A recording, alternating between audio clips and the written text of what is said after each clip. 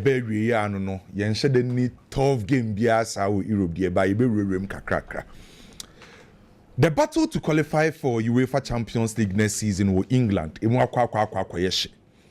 Sene emu akwa ye ni nyina na enye de o winie ba ye de obeka Liverpool ho ama o ma qualify for UEFA Champions League next season. Already Liverpool agi English Premier League no oko. Most likely Arsenal ebe qualify for UEFA Champions League next season. Enra Manchester City 1-0 win na onya against Wolves no. At the Manchester City about third. Our 64 points are. Gradually, Manchester City a position who you say obetima qualify for next season UEFA Champions League. So what a key game na nka say course na. Na are very tight. Man City am faniful. But this moment adie hia pa no say person qualify for UEFA Champions League. Any matches do akana unhia results than anything.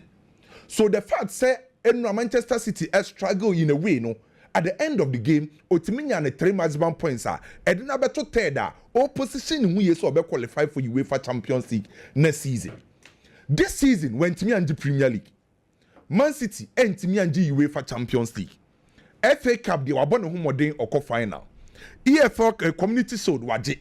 So Manchester City for who amon say though say omon say that a good season there by so much FA Cup no mutimi qualify for UEFA Champions League next season ah omo be hu omo say omo season no enye that bad so ekwen bia so also mutimi qualify ekwo UEFA Champions League next season and ade abo Manchester City say omo recent results na ebo omo so what check Man City last 4 games ah was Crystal Palace league nim was Everton was Aston Villa and you know say Wolves kan ho so in the last 4 games in the Premier League we're winning na e kan ho bi and our position omo e dey omo to third position proud to the game na Wolves no omo kwa shi omo no omo form. That's the reason when I give me a tight to be ohwe bi ehun say Wolves for them Manchester City a tough competition because Wolves for them modern ball proud to the game omo peke omo kwa compare with Etihad no nothing me friends Wolves omo last 7 games in the Premier League no lose too much oh now a team win 6 I draw 1. So now on my pick phone be on the Kwaku Manchester City on what regime say and yes she can meet pick a point e will City fee if it is a Victor Pereira ebe fa bobo no or take it over from Gary O'Neill or transform it team kakra into more recent results no more recent performance no e boa Wolves bobo no papa friend say Victor Pereira be fa bobo no you will players ni bebre wo ho a omo level of improvement na kosoro baako e ya brand friend say Matheus Cunha. Recently the performance akosoro Joao Gomez akosoro Andre akosoro and the majority of our guys no wapedi on modern boom enti ama Wolves boboko ni recently ukoshi oma onbetima hawa adwempa e ka ho bi na enura ball na Man City boy ni nyina na Kane me catch roll say Man City e wo fie e ball just 2 shot on target how unjindi enura Man City wo fie no anka we expect say Man City benya total dominance over the opponent no or ball just 2 shots on target. A show how our Wolves for a tough competition. And we know a Man City because Man City last 3 games are our Premier League. Or boss Southampton away. Cool chop. Or back just at 3 points, you know. Or baba bomb of Fufie. Most likely Obeje. No Akobo Fulham away. So Man City say Obe qualify for Champions League. Nyami Aduma next season. Omo last 4 games so me win near twice no. And our position on me because omo last 3 are okay for them. Enra Matheus Cunha no Pepe hunana ohuno na ade no mpese United efa oh say ya ejina team ne priority say De Bruyne oko baba oni bobo ni e de na Atletico-Madrid wanya successful e ya to be adaptation and a trust obi wo ho a odi ne beko team bi ontimi mbo okunya oni bobo but the point maybe say Pep Guardiola end up to say change na okofa ne say at this moment Man City baby omo twene say De Bruyne kwa e wo say omo kope obi oye more of a playmaker role. Okay. That's the reason I know many abre obi to say Florent Vez so obi mama goals kakra any creativity. Don't say Matheus Cunha very good. But on only the omo goals creativity level no and to say other guys no. So say De Bruyne kwa playmaker role no enko nkoye Matheus Cunha. Okay. Already omo goal scorers dada. Mamouche enim go ni say and omo main man Haaland enim go ni say so priority no enye obi obemo omo goals but obi obetima create dia momo so meti ase So Manchester United ne going for Matheus Cunha na it make a lot of sense. But Kane, to be honest with you, Man City baby omo keka kono e most likely say ombe qualify for UEFA Champions League. Omo next 3 games ni die. Ombe time win sa 3 games ni na Southampton, Bournemouth, Fulham. Obe pick sa points no. Enra win no. Ana ama say at the pressure about to other clubs in so. Win na enra Man City nya ye no. Or the pressure akwa to Newcastle so. Or the to Chelsea so. Or the to Nottingham Forest so. And or the to Aston Villa so. Because these are clubs that are fighting for some UEFA Champions League next season. And so we check baby a Manchester City and we win your quarter yeah and then about 64 points now. We Newcastle, we show kakra. We Chelsea, we show kakra. We Nottingham Forest, we show kakra. And now we Aston Villa, we show kakra. So nyame aduma game kese a ebe koso was Stamford Bridge no. Chelsea ni Liverpool. Chelsea here 3 points in than anything. Sa game we Liverpool for the league. Liverpool as a football club, a professional football club. Coach ni a professional. Players ni a professionals. So enfa won say Liverpool for the Premier League no. Omo nko Chelsea krom say omo kogogo omo ho. Omo be show some set professionalism on the field of play say yen kogo ye ho ya already ya the league no. Omo be ko say omo ba kobobo. Omo be try omo best to get the good results. Nemum Chelsea mom ne here results than Liverpool. Baby a Liverpool jina no on fa 3 points na nye bibia se olusuo se owinio waje the Premier League ni dada. Though say obema Chelsea tough time. By Chelsea here 3 points ne more than Liverpool team no. Ken in this game enya complex tactics o. Baby a Chelsea jina se see no ye nkoye complex tactics asem. Eye Chelsea bo boku a obe here collective play. Teamwork ni be ye adwuma. Omo nkobo individualistic type of football. Some ye ko palma me jebo na mpese me ye de me ho beto me. Me ya brand friend say madueke me jebo na wase me ye de me ho beto me dobi. Se Chelsea pese omo qualify for UEFA Champions League next season a. E wase Chelsea bobo ko ni omo players ni obi o ma tabia no e bobo as a team. And they be a teamwork a how a group of people ebetimi abobo anase ombetimi ye adwuma to achieve a common goal. Say Chelsea go ye day yen qualify for UEFA Champions League. And to see a coach Liverpool already watch league now. And you see about individualistic type of football. And what see about ball now at the end of the 90 minutes, ebetimi make 3 maximum points. At this moment, Chelsea here a lot of positive energy on the field. Now says I want to check Chelsea recent matches are no more drop points now. Na energy no more di rago permanent na enye. So Chelsea be here positive energy playing against Liverpool team no. Be show personality on the field of play. No ma make sure say be avoid the individual errors e ma Chelsea e concede goals. E to dey be a match bi wo ho a unya a lot of chances. By Chelsea here 3 maximum points. So here 3 maximum points are few opportunities e beba wa afebia no. Make sure say obetime utilize sa chances no. Game against Liverpool team no. Chelsea here personality. Chelsea personality sini e hwan. When I say you bought Chelsea boku a ubedi kan abo mudin baako Cole Palmer. Recently new man ko ye mfa Cole Palmer enye se ball no ontimi mbo by numbers na ye nim Cole Palmer so tied ma Chelsea no na say sa numbers ne mba. So Chelsea person qualify for UEFA Champions League na obo a game against Liverpool team no ma who expect Cole Palmer say obepa into the party senye go mpokra no betima cha Cole Palmer ye nim no obetima create obetima ya assist obetima make sure so we dictating the game the offensive third at the Chelsea playing against Liverpool ube hia Cole Palmer ne performance ebe kosoro because ube hia personalities on the field of play edru die mu adin a when na Chelsea tu nani a o hwe no Cole Palmer eye nipa baako se mu ye den na wo style of play enko ya se de emu ye den kwa me monka no kre obi anwe Cole Palmer ana meka se Chelsea emu ye den sese Nicola Jackson madueke mo ene nko fo mo ebi mo shine bo mo abaso kwa me we sese e wo fom pa.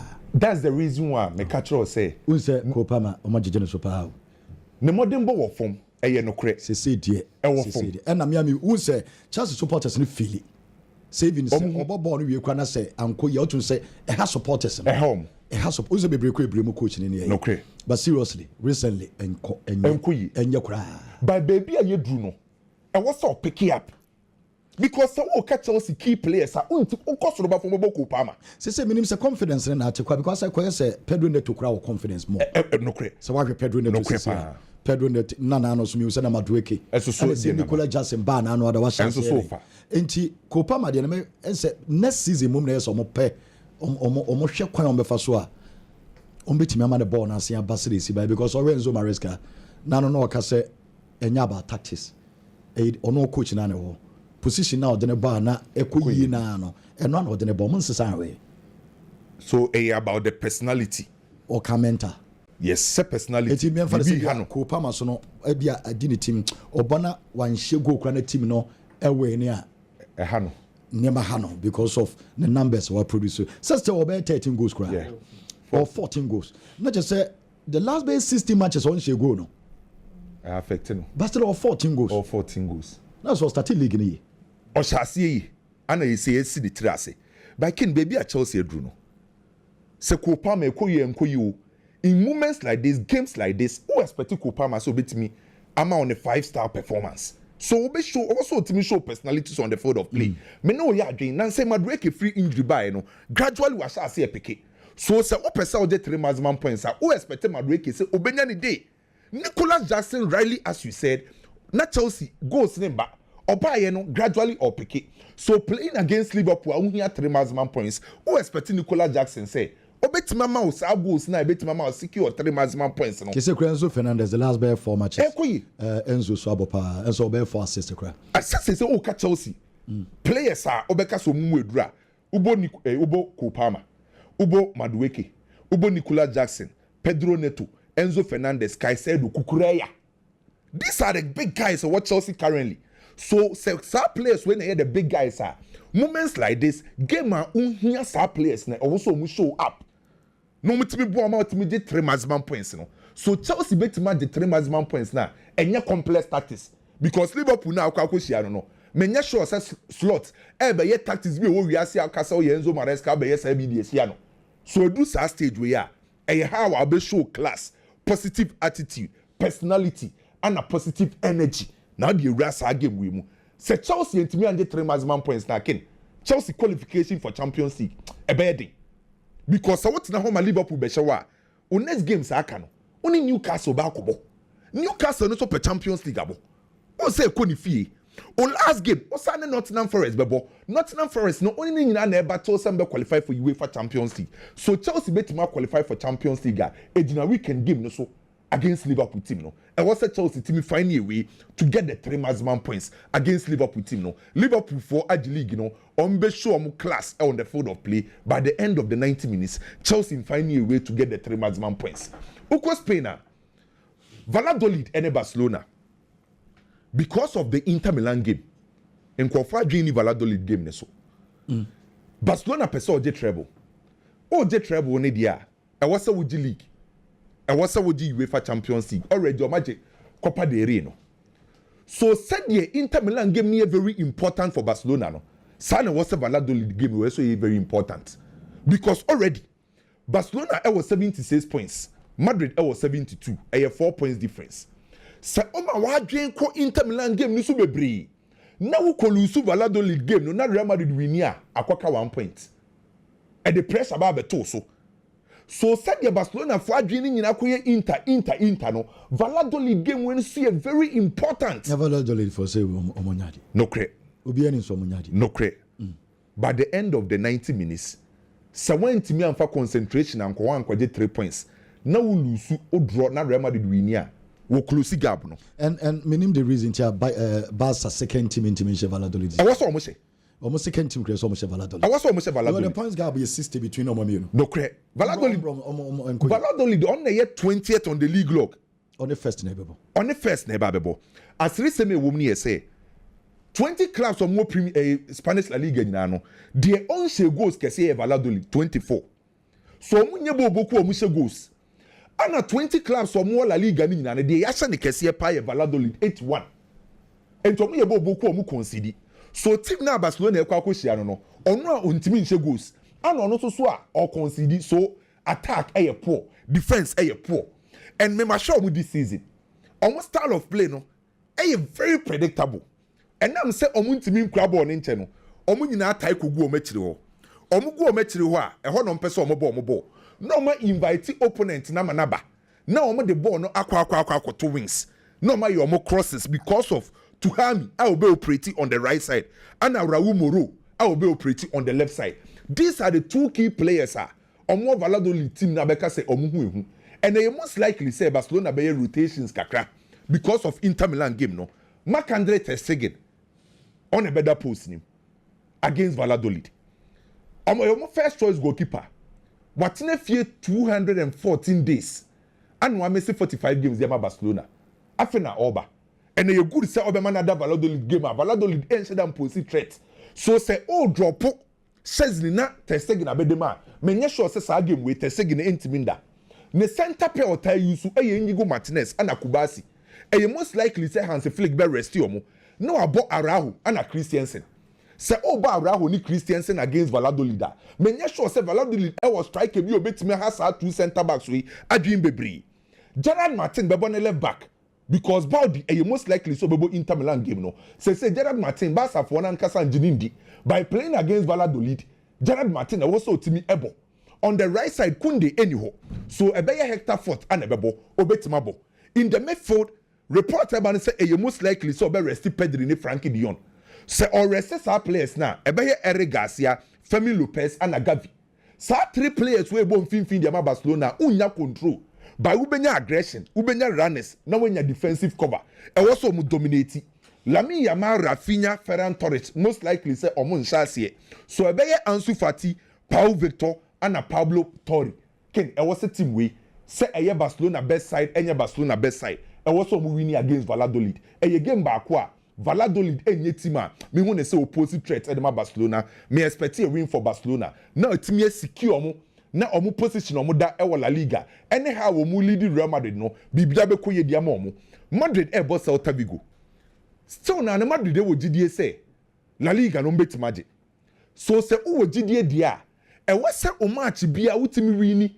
Na wa hope say Barcelona best lepo. Na wetimi afa ho akwa gisa trophy no. Real Madrid ken. Omu bo one of the most difficult side this season. Maybe sen ko for follow Celta Vigo bobuko no. But me team ba kwa one na ba omo ho eha. Omo ho ehine. Omo team no in terms of individual qualities ubenya Celta Vigo. Omo experienced players in their setup. Marcos Alonso experience when hu ni bibia o world football mu. Igo Aspas say experience no. Boja Iglesias. And to team no ma form no omo experience for kakra. And omo young guys are omo sa energy. Oscar Mingueza, Hugo Alvarez mo. These are young guys and to blended the experience and a young guys no they compete this season. And a upa go pamane so na omo ball no omo bone efe. Omo ka few teams so omo believe in possession football. Omo the ball to form omo pass very well. And omo tie attack through the midfield. Because of omo two central midfielders omo ball skills through. Damian Rodriguez and Franz Beltran. Sa two central midfielders of Celta Vigo no omo nimbo ni kura. Enti e ho no omo tie di omo ball nefa. At the same time omo ball three back. Enti Celta Vigo for say effective e omo wing so because omo Oscar Mingueza obe operate as the left wing back. This season in La Liga as a left wing back, one 6 assists and 3 goals. Enye bad. Omo right wing back, Hugo Alvarez, 4 goals, 3 assists. And to Koshia Celta Vigo, when himself Koshia Tima, Omo Harding, but what's a Real Madrid for? Managed at 3 maximum points. No, now Omo Chelsea Barcelona, Omo Barcelona, a tough competition in La Liga. Make a win for Real Madrid. When man who seen, Maminko we or Germany. Ken Bayern and Leipzig, Ebo, a Leipzig home. Bayern was 75 points. Leverkusen was 67 points. Se Bayern etimi win game way against Leipzig. Omaji omo 34th Bundesliga title. Already omo 33. So Bayern for her him so be win any game no. No metimi agi the Bundesliga title. Na omo je sa trophy we nipa ba ko na mani abegye de ama no. Eno ne Harry Kane. Mani abegye ama ni nyina na ye say Kenadie baako football ya wo mi say ubenya individual achievements ubenya ska ubenya records ahodo ni nyina by the end of your career na uni silverware bia eya na ha adwen Harry Kane was spending most of the career with Spurs 13 good seasons with Spurs giving them 280 goals odiomo ko UEFA Champions League final wentimi anje EFL the omo call final me no wentimi anje goals ahodo o hyede ma Spurs wentimi anje trophy wo ho no ogidie say o metimi e di England esoso etimi anje trophy omakwa akobo Euros final me no wentimi anje ana Brentford friends say Harry Kane hu ne say baby a wokeka ko any age na wokeka ko no say wankope bo oboku anfa omo ho anjoin na wentimi anje trophy bi na da ache ode ne bo ne benya ba wie ya obi bebu sa o say dey na oje ye and decide so be ko Bayern because oko Bayern there e most likely say o first season club to magic trophy Harry Kane call Bayern ne first season or say 44 goals league omu di third DFB Pokal wentimi anje DFL Super Cup wentimi anje UEFA Champions League omu ko ball semi final enko forecast say Sarkes na edi na chi say ontimi nji kuruwa no ne first season oko Bayern omu nim say atoa so Bayern de say omu win omu game for the first time ewo Harry Kane ne professional football career obetima di trophy and so timiji sadie na individual records will be goals will be eska will be bi na de aka eye trophy ben am de ba akoshe me dem na dachi me mbebusa me seda wabobo nyina de na oje ya wetimi ayi bi anke be ye se Harry Kane bo a wabo ni goals a wahye nyina no anje trophy entime mani agiama ne say oba beje ne first career title and say Harry Kane timi yes adie na Kane say na nijie no ene ne da yeso ni nyina atimi abem ene our lives Kane sa game ne ba so Harry Kane ever winning the first year title I want to carry more Adelson Kane me that say na mamento aso free baby akwame ewie na me kwasha say me stories kakra me wi na the games na kan we say football coach na won Ken yeah na very interesting the path you will take it's me propello ema obeka the elite coaches so but sometimes you take a decision it affects you forever tell me Hans Flick ye ne obi ebo na basui or your assistant sa edumre bi Niko Kovac fa no as ne assistant coach how the Bayern Munich team he was the assistant edumre bi ojai coaching crowd be ye board for ni say he was into management and then Niko Kovac ya fan eduma as assistant no right and no nim you net say oh how football works Javi Hernandez Barcelona am an unique opportunity pa duma chadia anywhere Barcelona for their yen no or why are there yeah Xavi baby of course start free and Al sad Senya Laporta ne hu ni mo boss look me die me pe coaches me fa coaches omo you unknown ma be you omo yi te said me here Frank Rijkaard no and no decided say I am going to take someone who coach El Sad Wakata so be coach Barcelona. It was an unpopular decision. Xavi came to Barcelona. No question, he did well. Medie. I am not a part of those people who say Xavi did not do well. He did well. We be pave way ni drumbrem penso bi we no be pave ye no ontimi nto aso. No we hear experience hands. Sa hands me to aso nti wa ye na afemu de. Nemom after leaving Barcelona where to go I want to be kire say oh be kan elite for no one answer ba be ordinary coach e kwan ni nie sika nie career nie mate nkomo na wo di say El Hilal for no so wo preserve hwe ma me ka asam kire oken Jabi Alonso one Jabi one Raul hwe coaches na me bo mudin Cambia so Albert Herrera omu nyina na suade ewo akonya classroom baako Jabi Alonso ye ne obi ebo ni din no oni Xavi na suade o classroom baako they graduated together Jabi Alonso and Raul Gonzalez equal started with Real Madrid under 14 Tio and Raul also on the bet twice for Real Madrid and call Castilla twice he got promoted to the Castilla under 14 wa and Jabi Alonso say under 14 my year name Real Madrid da omo muame and ɔkɔ Real Sociedad junior team and onya opportunity say be coach by Leverkusen na ɔre and Jabi Alonso take his opportunity no kɔɛ me no ka say 6 years in ye Raul da so te Castilla 6 years in ye obi enim de Raul je wa Castilla Real Madrid epe interim coach they don't look at the Castilla they look at someone or come management for no Santiago Solari mo omo de what how respect her omo de Solari e chen Raul because ideally so what's na Castilla for 6 years and again let me state it to say boys need be brain no they've got promoted to the senior team no they worked under Raul. It is any papa mu crowd ya senke eno no ono omo anati wo but ne Madrid for interim coach they are not looking at Raul Gonzalez etse ho Jabi Alonso na start adwuma na akwa je adwuma foforo aye emenne ono ba be coach Madrid Raul da so te Castilla ho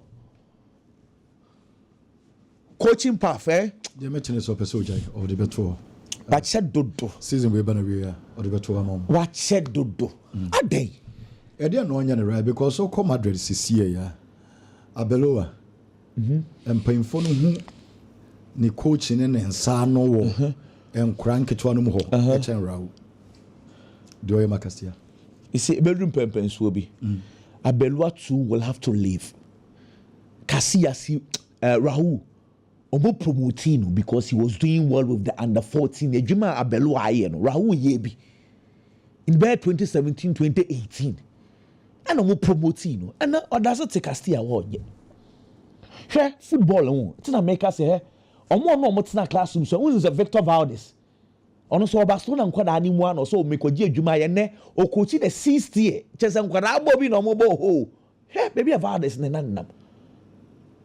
But sometimes utimi kofa kwan bi so a eboa wo hwe Ateta we coaching coach me the Pep Guardiola now and when your opportunity and then Ateta wo sha the level now the toto omo no mo tse class musua dia utimi say Ateta level was so pa then Ateta ye I am asking you yo ye na say o take the right path he became assistant coach to Pep Guardiola. And obi say media make akwanenam nkwada ani mu akwa start. So the difference between the two and they say Ateta took the right decision. And on your opportunity we coach Arsenal. And e be the tina Castilla. And e be so say okay, me call youth team name me your opportunity to buy Leverkusen ma kwa kire say me yade. Na ni de enye, de ni de enye and Xavi Hernandez. Omunyina de nene de enye cry Xavi because wo de maybe o cost start free ene de enye o ene Barcelona apia no asanso na ba mainstream coaching mu Ken no kwasem e wo ni say Enzo Maresca enya Chelsea coach temi ye pa se Vincent Company enya Bayern Munich ne coach wo hwe Man U so Ruben Amorim e coach Man U you think Xavi Hernandez as I saw call Saudi Arabia now? Because all these coaches, with all due respect, a Juma no my year and some babaji sa clubs in the coach, you know, they are not bigger than Xavi. They are not. Say Europe one pay Xavi. Who say uncommon quiet to say? Juma beto no. I'm the brain and also all your holidays. Non person beba May season. Yeah. Say United Jumano per partner. Arsenal is safe. Chelsea the Ekika Koi. On one beto so. Big clubs now. Vincent Company went to me Barcelona and paying for the man chance. A Juma Ben the Europe. A strong kakra Xavi beti menya. Until this of course Saudi. Debbie Uncle Juventus. Ego Tudo. Uncle Juventus Juma no beti me aye. Say Juma no complaining with Barcelona na. Emma one reporter more Emma and coin. And no be no UCC. Yeah. Omuntimin top players. Yeah. Omuni big players. Omuni play omuntimin top. Sad team yan they hands flick the year. You be doing commoda. Xavi can say omuntimin compete. Yeah, exactly. Also omuntimin compete. Omuntimin compete. No correct. And no one papaya bar or they or they compete, you know. And this team, individual talent, be brave we chain Juventus. No correct. We also we could an intimate compete. Enti Hila ne de Oko Asia, I'm the biggest club, and of course he love it in your tongue. Do Pebia or Pebu Europe, Tomato Island, or Metimia Breno. In Jordan, Uncle Hila, non Quajibe Champions League, you know. Na Obetimanya ba ko mienu club be sanso conference omra oh cause okọ hwa no wato no do no obenya adwuma wanya eba so obenya adwuma onya se waje Champions League mienu na obenya adwuma Asia Champions League na ho Jesus adwuma wa ye wo na adwuma ketwa omo betima pa omo Enzo Maresca se adwuma na nche bia be 1-2 years betima ho Vincent Company 1-2 years ebeda ho Ateta de no ko 2 years na trophy bia ma bia ma abufo be start here abasa na den what trans enti the next 2-3 years no adwuma be den ebeba ebia that time kra na pep kra I take a decision say they were oh ebedru de na okọ 2 years enti by 2 years time enwuma bebre beba be deda amorim kra adwuma yi what you say and so eye first year okọ second year third year no omo mfa nche no Ejuma de Ejuma wo Europe sisi a Tottenham die krada Ejuma de Kane agency I mean the job is there Xavier Ejuma na also nko fa Tottenham Barcelona team we also team compete he no but say there we swan lessons Ken and that one there it was a mistake no cancer let me move on Ken Man City situation no and Kevin De Bruyne situation no Ken Metzing Komono is Kevin De Bruyne the GOAT of Manchester City? Should he extend his contract? Impenyufo no rescind this hard decision na because Kevin De Bruyne bono Ken Kevin De Bruyne fit with the 33 years old but he's far better than the players available. What check is it kanu? Yebeba ho cause Komono edin pa didn't kind. Let me address this issue with making one just statement about it. Say, Kevin De Bruyne, how they compare to other Manchester City players are bar, almost from who legends and one. But see, Yaya Toure, unsa me pro Yaya Toure pa. But let me say this: Yaya Toure a Ronaldinho na Owobasa, and na Kevin De Bruyne aye no Messi. Ronaldinho be bie kwan, and na Messi fa kwan no so. A club the bigger. Tio Ronaldinho paved the way. Messi a buyer and be make it then bigger. Yaya Toure paved the way. Kevin De Bruyne a bigger. What I say? It's Kevin De Bruyne there. He's the GOAT. He's the main guy. However, problem I want to say, Kevin say. Impenyufo no grant or fan contracts. This is where I think that is the crust of the issue. Problem ne pay ni. Kevin De Bruyne but he deserves sa anye bi omo no bet na say okay. Yenya ka obeto aso but sika na wo je na no ohye because I agree 400,000 pounds a week there. Debi yentimi ntua. Ebia okay Kevin. We want to give you 150 for at least the last 1 year. It shows respect. Then Kevin De Bruyne say, okay, 150 the menji, I want to leave. Me patron komana me ni udi no tia say. Say sadia e respect. But say ma Kevin De Bruyne contract because or some no tena some catch some person okono. Kevin so catch mo say me did 33 years but I still feel I can play football. But okay so betini sika no so. Omo na nka contract o. Catch and say we want you to leave like a say find a way. When they met, they did not discuss contract. And the Kevin so catch up say, still no feel so bit me at the highest level. Though only. It's if I'm sure if they had discussed Sika someone, no more can say be a Kevin. You bet so I can't you ask Kevin say on tias yet there a different ball game. But again in another say Pep say Pep on Spanish guys na Pep point in say Pep on Kevin De Bruyne. Pen on pen say and the Kevin De Bruyne Pep has extended the contract. Say Pep e catch him paying for say me Kevin De Bruyne another year case close. This man control almost 90% of the decisions. Yeah. And paying for the agility. Yeah. BBI Eddie Mano.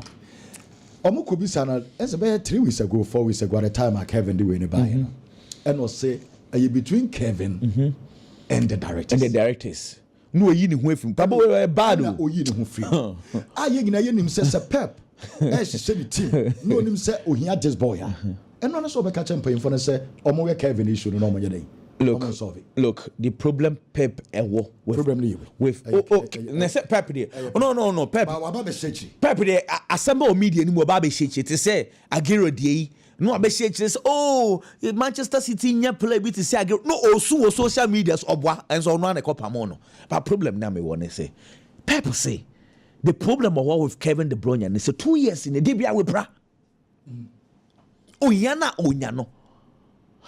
And Kevin De Bruyne so come say, look, the entire way planning is because of Manchester City. There has been several times I want to ban him and Bobo. Nancy Okoye hand operation. Until I know to me in Bobo. Until Kevin said now all the injuries are gone or you're fully fit. He can play football. Let him stay for 1 year. Me, I am just like me, you're pained seeing Kevin De Bruyne live like this. But I mean, it is what it is. Now, Ken. And now Manchester City ball Bournemouth. That time the City struggle ye pa. Na mekai masembi. What can say that time no? Na City's best player Kuzanov. Na say uti ni din. Uzam ko for year refi no. Wa mana chenchen. Oh, akwane jefa. Oh. Say akwane ko ne krom no bi. Okoye wedding bi ba afiti wo. Obi ko talk car cha akwane. Say ayinia of Uzbekistan no. Uzbekistan ni a obo Premier League bi nsi da. And na obo so handle players akese. Akwane obi talk car e che. And na akwane oni ababa wa bi neto. Oni ababa wa na tewa atna. Oba City skaka cry dey. Okoware ba ya. Help man mo bo. Sa kana ko ware no. Say ono ababa Man City 3 matches. Okoware. Enti Pep die. Sa kra wi. Kuzano. Yes o sugu ni yam. On mane mo bo bi kra o. Na say don bo bi he ma menche the TT. What the ma menche him kakra bi. Akwana bo 4 matches. He was our best player. On an best player. Yeah. Omo de kushia president Obey big. Asikafo Uzbekistan on bi hu no. Oni ababa wo yinete. E no koi. Ene ma fa kakra wo cities ka de say emu edu kakra cha Uzbekistan. Oba ye be ware aware no kro ye ni. Ene ma bi wo kra mpanyfo bi na epia ho ka. Se wa mo Pepper Manio. So ni city for na nka o. Wa wo bi a wa be we de wi aye ma ne mo bo bi. Felix Annan. Felix Annan. Kane, hey, the TN say me pacho team, I mean Casemiro. Manchester City versus Bournemouth. Me can't you see? First half, na City da from 1-0 FA Cup. And na Kuzanov Eddie yellow card. I remember that game, 37th minute. Bournemouth the press City so. Boy, they made the second yellow card. Sa game, you know. Now Kuzanov, now Ruben Dias, na able 4 and 5. And the Pep say, means me my own this second yellow card. And no yini frame. Second half, yeah, but na Nico O'Reilly and an Ebe ball left back. And you just go Vardiol, be share center back. If it's you, I think City about 8 games. We winning with 7. And I'm about draw 1. And the enemy you for ball. So boring goalless draw, you know. 80 Bruyne frame against Bournemouth first half we na Nico Rally be ball left back one. Ken, I am sure you can attest to the fact to say sa 8 games here ya ball between sa Bournemouth game you know any and not game na ball Nico Rally is one of the best players for Manchester City. Are they lie? And you know correct. So the problem with Kuzanov it's not Pep but Nico Rally. Akurane ball now ball left one. Say I'm not just go Vardiol aba say center back ho. And as they say, Vardy also swaka ho. Until say nan saying and Rami who say Akanji abe boss second half na come. I'm sure say Akanji ibane there. Just go Vardy will revert. Into the say there. Kuzanov would have to compete. That is the real situation. Cham 1 minute be here football any abrabody. Emre yadi here ye pau. Yeah again club at the 97 points one league. 97. Olusu baako pe. And I saw to the same age. Says he say the maximum bet me 94. See, Debbie, I say life timing is very important. Chelsea offer fixtures na da ho sisi anwa. Ubebo Newcastle, Ubebo Liverpool, Ubebo Man U, Ubebo Nottingham, last game. Fixtures net ding. Chelsea, But Chelsea can take advantage of the timing of the results. And let me tell you this. Against Liverpool are league newi. Liverpool, omuju omwenim, omda so honeymoon nimo. Man U, me sure say Man U for no big ball a leg omunhwe bio. Say be bia Europa. Champions of Europe. Champions of Europa, me pacho. And the intimi say Champions of Europa. Champions of Europe, Champions League, any day. With the moment Jimmy. David. Europa champions, near Candia more when you're champions of Europe. It's mind your attention solely on the Europa. Into two of the fixtures, say a born bear weeks ago, and a difficult game. But because of the timing, an advantage to Chelsea, which I think say Enzo Maresca should take advantage of it. Liverpool and Euromo, Chelsea, United and Euromo. Attention was something else. Okay. Attention will be before. I'm saying, say, the timing is right for Chelsea. I can't Chelsea may take advantage of the timing. They should. Because I can imagine, say, about born next season, Champions League, Bio, na Chelsea and Cajon. Oh, maybe ya papa. Next season, in next 2 seasons, a Juma bed Europe and Yagro. A Juma bed will be brave, coaching Wima, Yapam coach, or coaching Wima, a Juma ho. Into your coach, as I said, prepare. When you're Juma Chakra. Watara. Okay. Biggie, Bremer, now, memory, Asante Kotoko House of Folk, and there, and no, and you be doing Komobi, and of course, a mama who said it's a game, no, and so it is your call. Biggie, can my main shall say free Barcelona. Barcelona this particular season, Abo ball a Bruyne Pabi in theatre. Barcelona looks more or less like a near perfect club for a lot of people because or a ball now ball. How much dominated play or Parker so possessively. How much control games or Parker so no. I'm a supporters in your momudi football achi. Ababa Benyasa GDN say the Barcelona team is one team ma.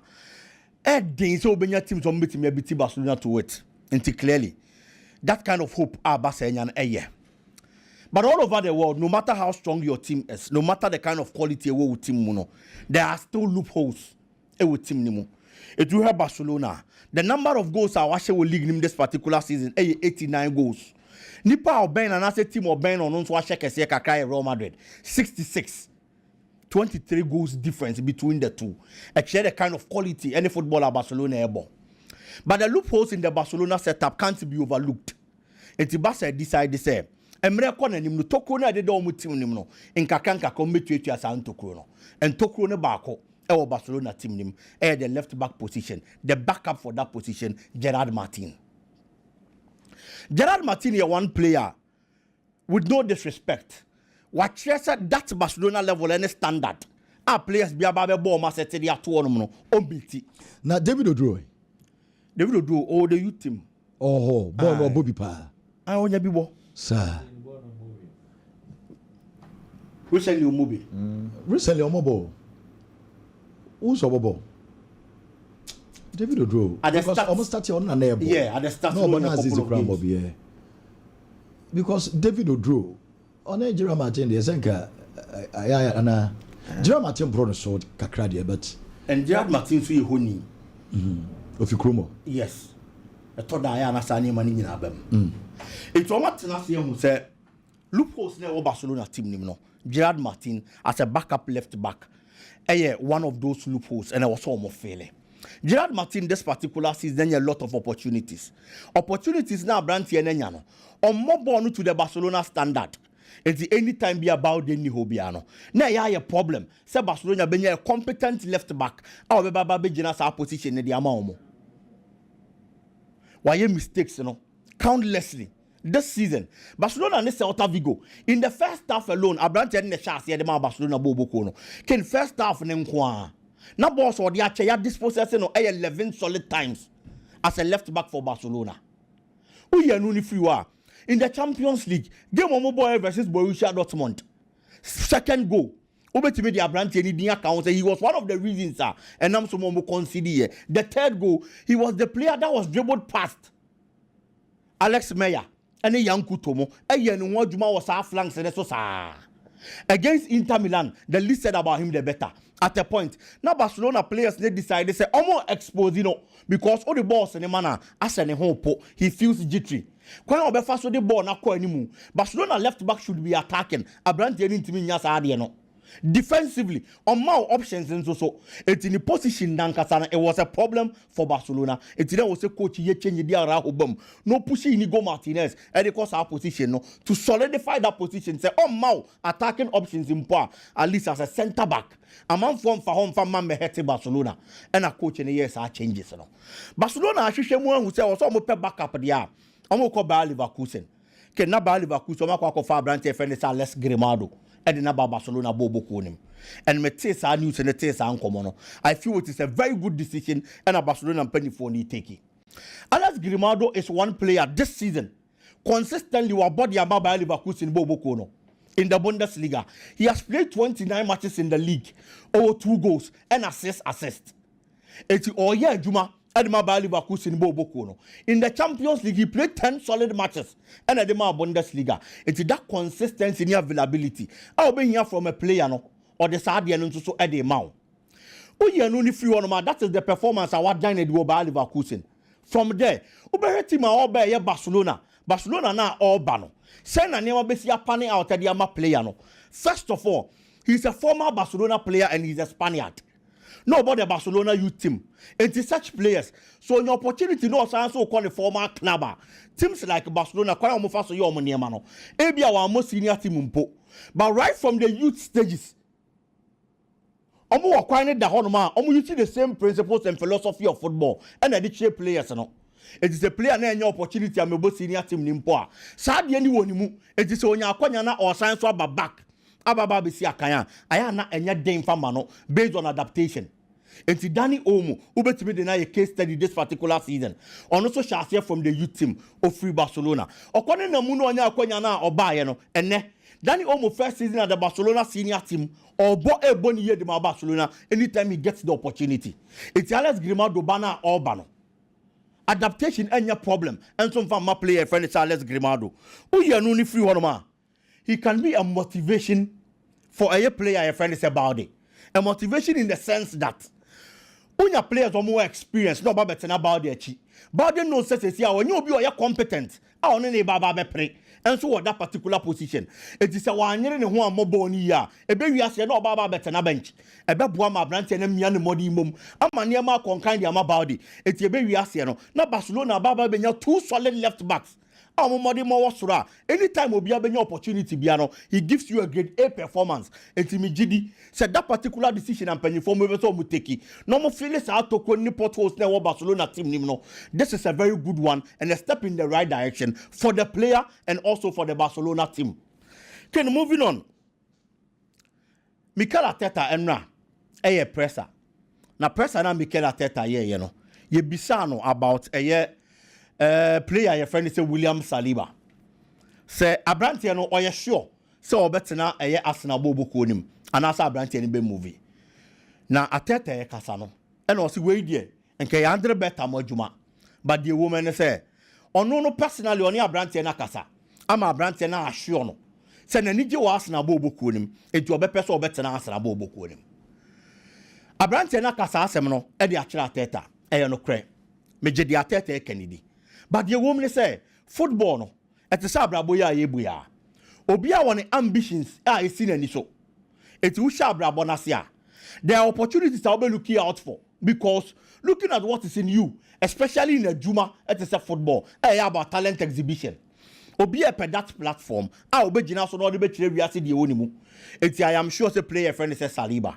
Eba Arsenal when he got the opportunity. None any Ayana who was all Babesi kind of Arsenal because one of the biggest clubs in English Premier League, one of the biggest clubs in the world. Abrante na ba bobo to a certain level. What trade you bet me aye. And clubs like Real Madrid numnya Abrante no mo peno. Clubs like Paris Saint-Germain munya Abrante no mo peno. To the extent say somewhere around November, Paris Saint-Germain are ready say oh tebu a 95 million euros offer for the central defender. It's a the kind of quality of Abrante in any ball or obo. It is only a brand any dinkomo, no catch also better than Arsenal. There are things Arsenal also has to do to make the players stay, and Arsenal can anything. Wabo Arsenal for years since 2019, but as we speak, only a major trophy be in England.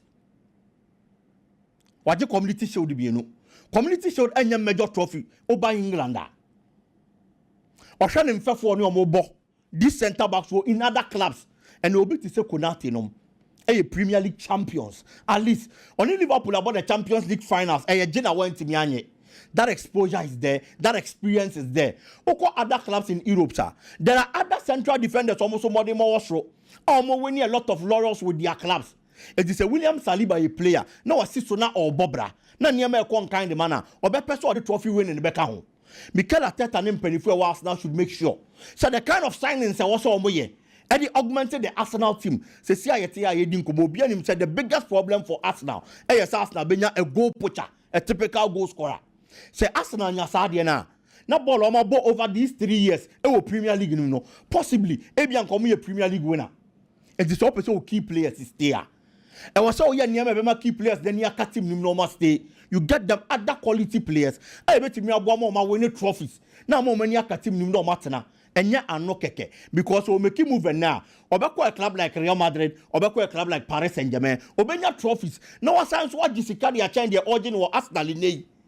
It's Mikel Arteta should make sure. So on penny for Nebekasa. Now near me says my Arsenal team near Kono. Emma the big boys and the big players.